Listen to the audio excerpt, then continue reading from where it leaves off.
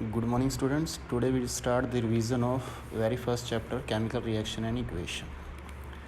Now, what is chemical reaction and equation? Two parts, a chemical reaction and equation. We will discuss both. Now, first of all, what are the physical change and the chemical change? Basically, physical change and chemical change are we study in 9th class. That means in which no new substance is formed is a physical change. On the other hand, when the new substance is formed, that means it is a chemical change. और ये reversible process नहीं होगा जो chemical change होगा, यानी once it happen then it will stay at that. On the other hand physical change it is a reversible process.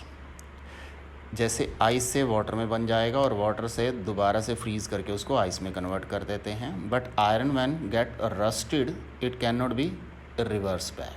That means it is a chemical change. On the other hand, it is a physical change. Reaction है क्या क्या और कैसी types की physical और chemical change के साथ. Reaction जैसे इवेपोरेशन वाटर का है, मेल्टिंग ऑफ आइस है, रस्टिंग ऑफ आयरन है, सॉरिंग ऑफ मिल्क है, फर्मेंटेशन ग्रेप्स है. ये सारे आप अपने आसपास घटनाएं देखते हो. That means these are the reactions. ठीक है. अब रिएक्शंस में इस चैप्टर में हमने बेसिकली करनी है केमिकल रिएक्शंस.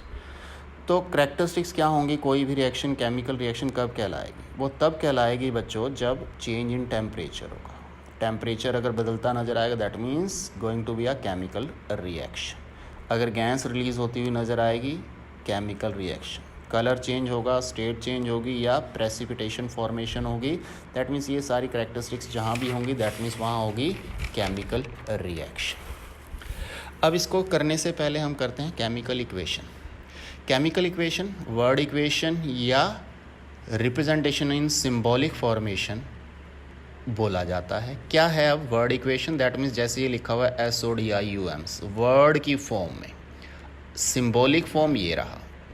ठीक है ना. जैसे उसको सिंबॉलिक रिप्रेजेंटेशन देनी है वो ये रहा. जैसे sodium means Na chemical formula, water means H2O. तो ऊपर जो लाइन लिखी हुई है that is the word equation. Word equation में इस तरह से इस रिएक्शन को लिखा जाता है.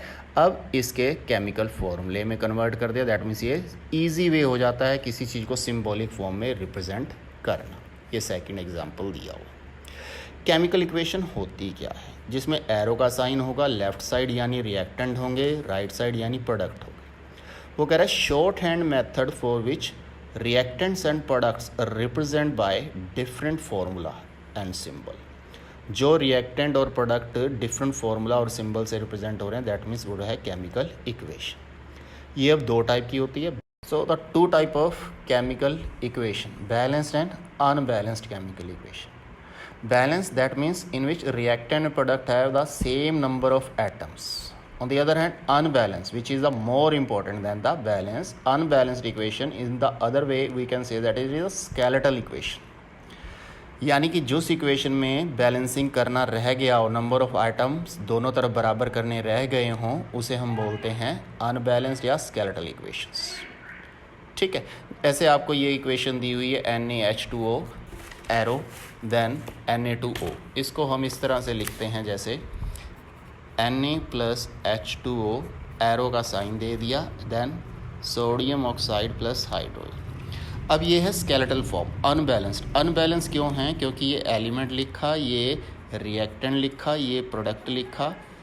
एलिमेंट रिएक्टेंट में दिया हुआ है, एलिमेंट है total sodium, then hydrogen, then oxygen. अब एरो से पहले वाली जो टर्म्स होती हैं वो होती हैं रिएक्टेंट्स और एरो के बाद वाली जो टर्म्स होती हैं वो होती हैं प्रोडक्ट्स.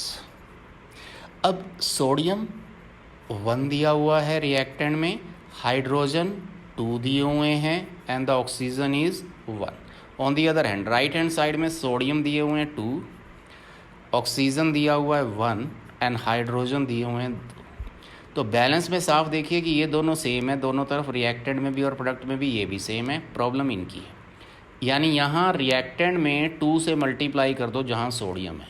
तो रिएक्टेंट में 2 से मल्टीप्लाई कर दिया, दैट मीन्स 2 सोडियम इधर भी हैं, इधर भी हो गए, हाइड्रोजन 2 इधर हैं, इधर भी हो गए, ऑक्सीजन 1 है. That means it is now a balanced chemical equation. पहले स्केलेटल फॉर्म में दी हुई थी, अब ये बैलेंस. इसी तरह के आपको ये डिफरेंट एग्जाम्पल दिए हुए हैं. जैसे हाइड्रोजन सल्फाइड ऑक्सीजन, ये जो डार्क लेटर में दिया हुआ है ये आपको बैलेंस करके दिखाई गई है.